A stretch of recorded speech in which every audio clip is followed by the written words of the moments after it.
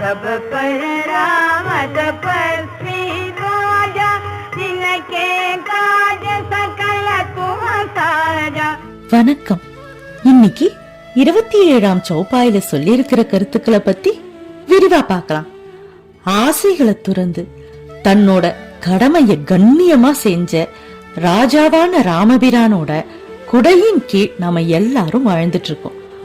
அவரு காரியங்கள் அனைத்தையும் நீங்க சுலபமா, ஆர்வமா, சந்தோஷமா, வெற்றிகரமா முடிப்பீங்கன்னு ஹனுமனை பத்தி துளசிதாசர் இந்த சௌபாயில குறிப்பிட்டிருக்காங்க.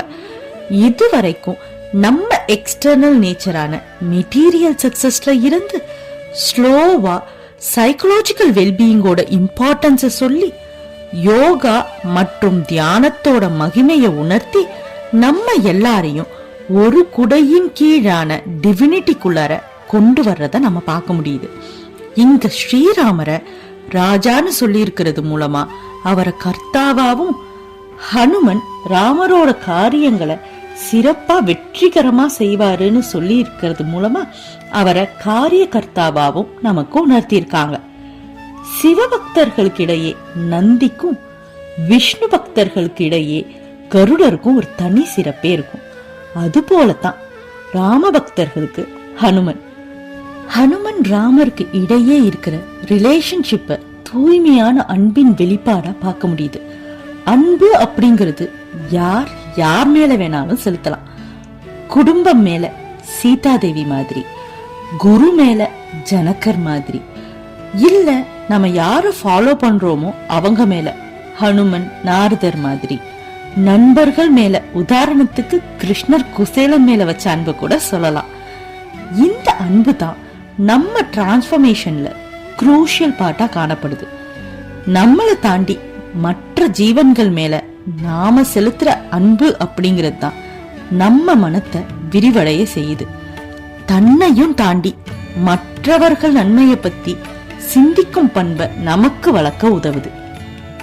ஆனா இத பத்தி படிக்கும் போது பல பேருக்கு கும்பகர்ணன் ராவணன் மேல வச்சிருந்ததும் தூய்மையான அன்பின் வெளிப்பாடா பார்க்க தோணும். கரெக்ட் தான், அதுவும் தூய்மையான அன்புதான்.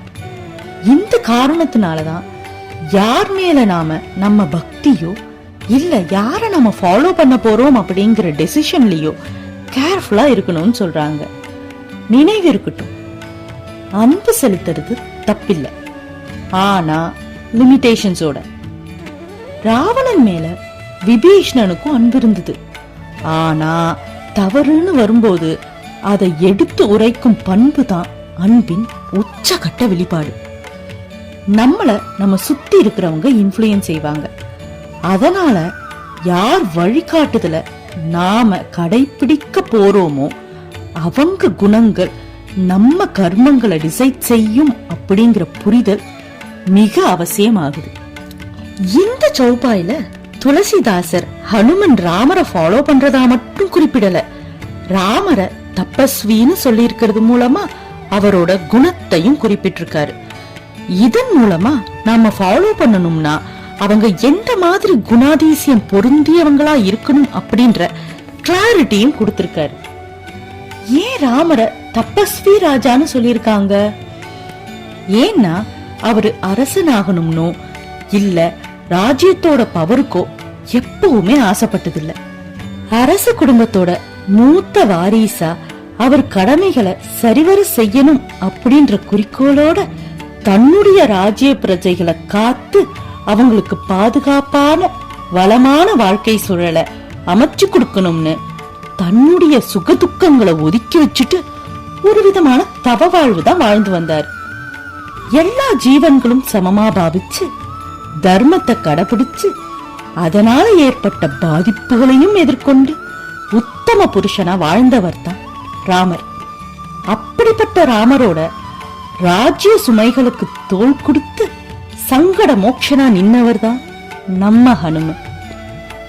இப்போ இந்த ஸ்லோகத்தோட ஆர்டர் வைஸ் மீனிங்க ஒரு தடவை பார்த்துடலாம். சபபர ராமா, எல்லாரையும் ஆண்டு கொண்டிருக்கும் ராமர். தபஸ்வி ராஜா, ஆசைகளற்ற துறவி போன்ற ராஜா. தினகே காஜா, அவர்களின் காரியங்கள்.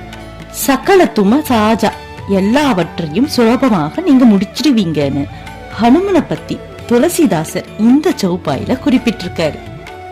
நன்றி.